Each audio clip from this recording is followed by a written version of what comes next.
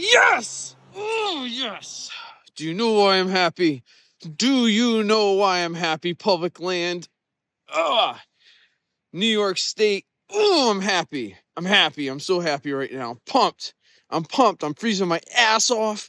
I'm so not used to this cold weather. It's snowing right now. It's been so freaking warm. It's been in the 70s. It's like 32 right now. It's snowing, but guess what? New York State, public land, buck down. And there's no track job. There is no track job. He is right there. Like, can I turn this around? I can't even turn this thing around once I'm recording, but I don't know if you see, but he's right there. He's right there. There's my bow. There's my buck. So talking about the trials of public land hunting, this is someone's nice little setup locked to this tree. This is the tree that I've been hunting in for the last 4 years. On this 5th year, I moved it over to this tree. Now I'll have to walk, bear with me. Give you a little story to let you know, is these deer were always over here. All right, so I repositioned this tree stand after hunting this little area right here 4 years because this 40 yards matters. So you see that guy's hunting within bow range of me. So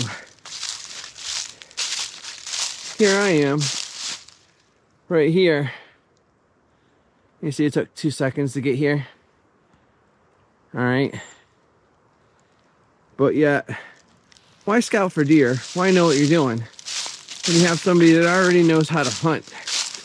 Just scout for tree stands and put it 40 yards away. You know, that makes sense. He goes, look, this is the shit you can get when you hunt by people and know what they're doing.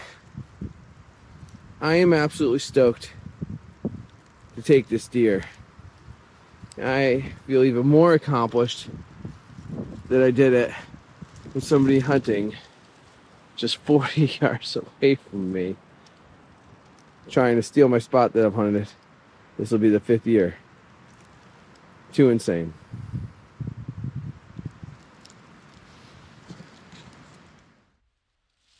So this video wouldn't be complete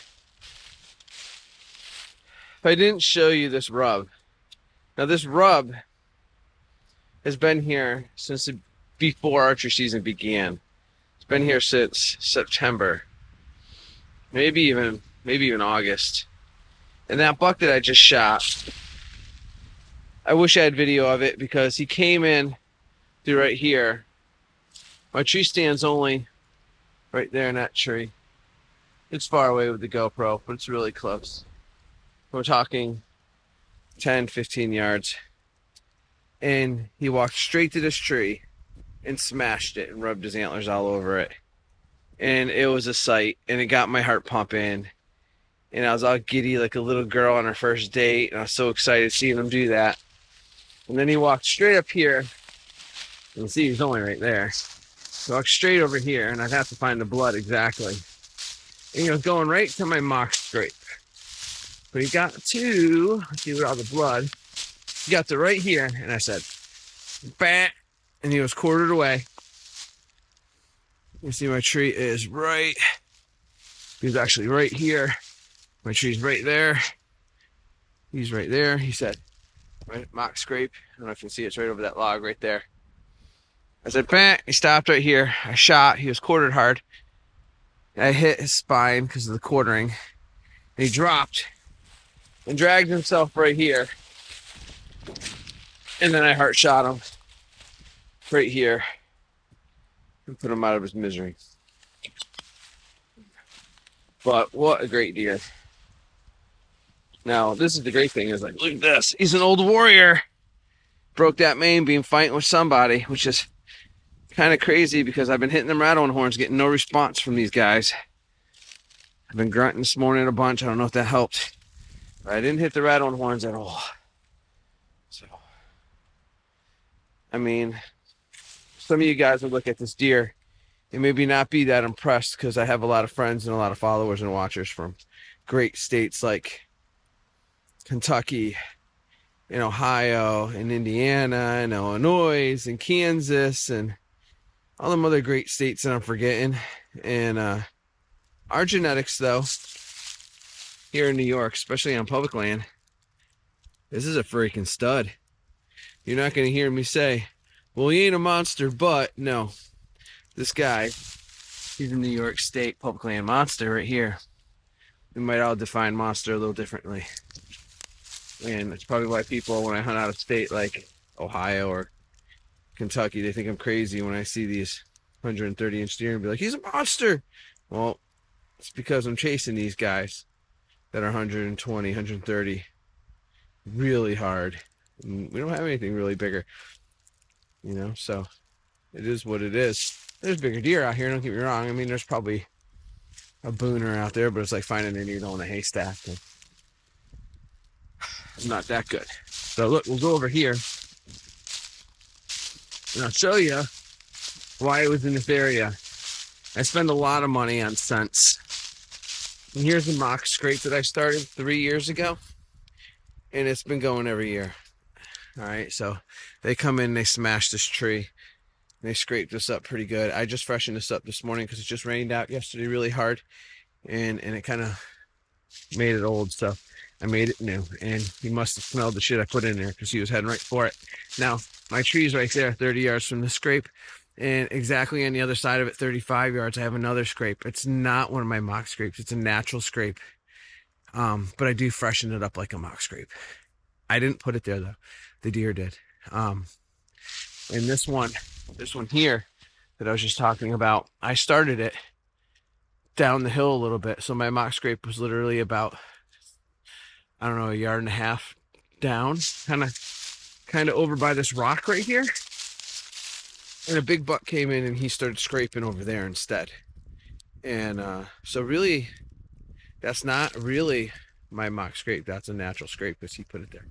And down here where I was scraping it, where I did it, it stopped being used. But right there, it keeps going every year. So I can't even begin to, you know, explain how important it is to do mock scrapes to get these deer in your area, because this buck has not, I don't think I have him on camera. He's new.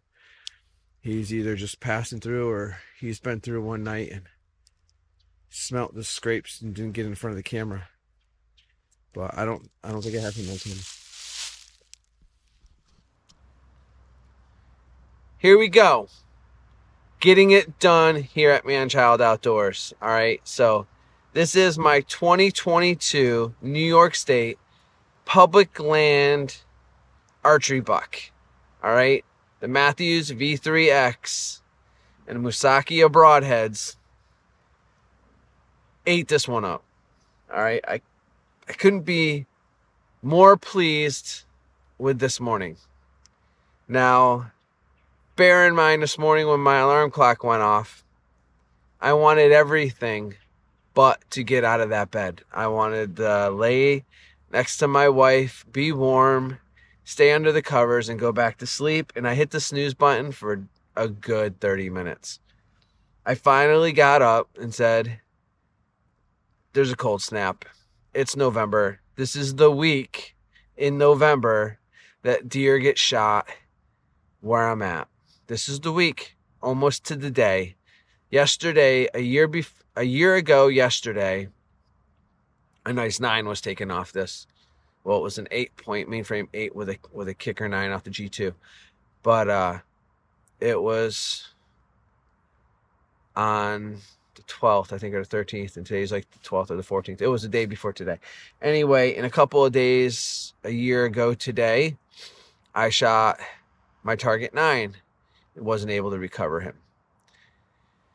2 years ago this week, I shot, it was a 9 or a 10 point because it had a little point. I don't know if it would have counted really or not. Like I say, if you can hang a ring on it, it counts. That's my rule of thumb. I don't give a shit if it's an inch or not. If you can hang a ring on it, it counts. And guess what? Oh, take my ring off. Sorry, Ashley. Look, you see that ring? It's on there. It ain't going nowhere. That point counts. That point counts. That point counts. This point counts. That point counts. Look, this is a 9.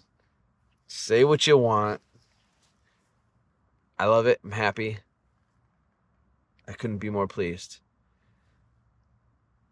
Too many times I hear people say, hey, here's my deer on Facebook. And you know they're proud for it because they're showing it. They're on Facebook. They're showing it.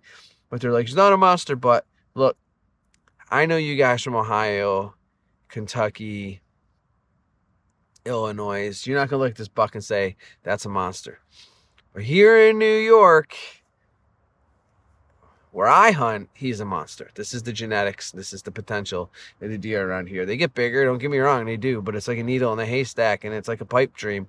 And I am not going to live every day for a pipe dream. I am going to live for something realistic and something mature, and that's what this guy is. People are fighting over this deer. It's public land, and I couldn't be more happy. All right.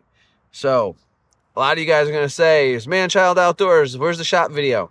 Guess what? I took a break on recording. So in Ohio, when I shot my buck and I wasn't able to recover it, that same exact night, YouTube deleted my Man Child Outdoors channel. So I've been in limbo and I've been trying to figure out what to do next. And I just took a break from recording. I'm getting intimate with the hunt again. It's been a personal relationship for so long, and then all of a sudden I was sharing it with everybody, and I lost a little something. And this hunt today was all me. It was all me and just me, and it was our intimate moment, and I loved it. And I can't share it with you because I didn't record it with you. I'm sharing the recovery, but the actual act of the hunt, it's mine and mine alone. However, I will share the stories.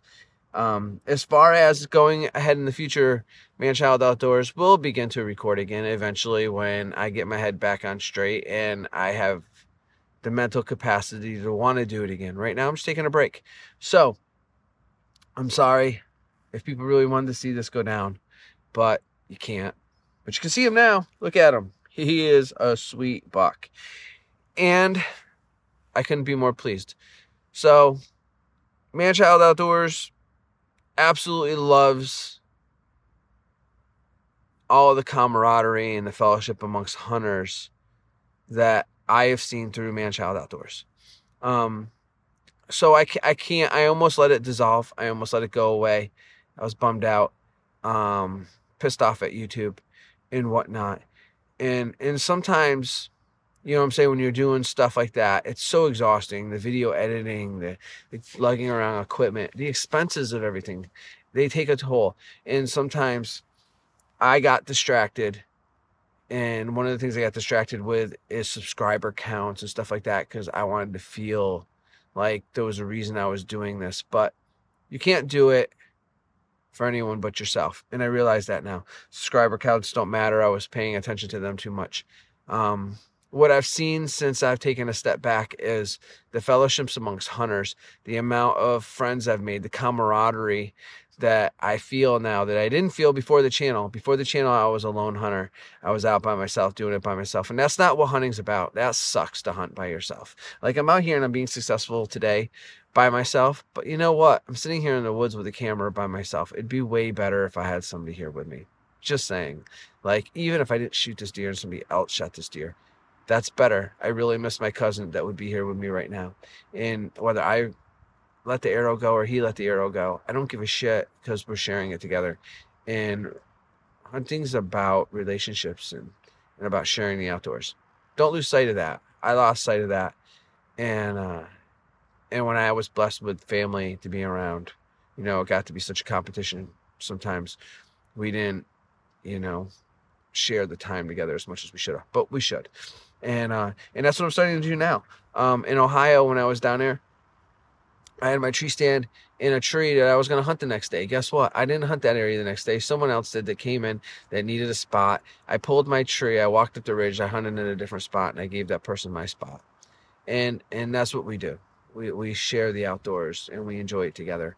And neither one of us shot a deer. But if you would have shot a deer, or I would have shot a deer, it wouldn't have mattered because we enjoyed the days and the camaraderie was there. So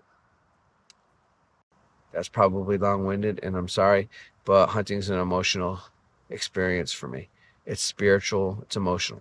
Like I always say, when you're in a tree stand in the tree, you're 20 feet closer to God. You know, deer hunting sometimes is like going to church. And when you're up in that tree stand, you can't feel any closer to God and to the spirits and to the people that were once physically in your life that aren't anymore. And it's a blessing to be able to share the outdoors with folks. So I know that's long-winded. I'm kind of a little off subject. I don't even know where I should go with this commentary anymore. So I'm going to just say, man, child, outdoors, stay tuned. Eventually there'll be more content. Right now there's the recovery video, and I'll put together a little storyline of how my year's been going on. And it's kind of sucked. Not really bad sucked, but I mean, it's been dramatic. And the ups and downs between shooting a deer, not finding the deer, buying a crossbow and starting a crossbow hunt, which I'm actually pretty excited about, which a lot of like diehard bow hunters hate. But I'll let you know, this one was shot with the Mathews V3X. It was not shot with my Raven. No, I did not give up archery hunting because I bought a crossbow. I think the crossbow is really awesome, but I've been shooting a bow since I was 12. So not only is it nice to do something a little different for once, I'm also very much addicted to bow hunting too. Here in New York State, they have laws that the Raven's not even legal in New York State. So the crossbows I have to use in New York State are not up to the standard that I want them to be. I actually feel more confident shooting my V3X than I do one of the New York State compliant crossbows. So unless they drop the restriction in New York State, I will be hunting with my Mathews every year in New York State. So, but that don't mean tomorrow or next week I might not go to Connecticut and I'll have my Raven out and smash one there. And here I am getting ticks on me. Ugh, yuck. I hate ticks. They totally creep me out. All right. So with that tick said, man, child, outdoors, get outside, hunt, share the outdoors with somebody you love. I'm old and fat. I can't get up. Ugh.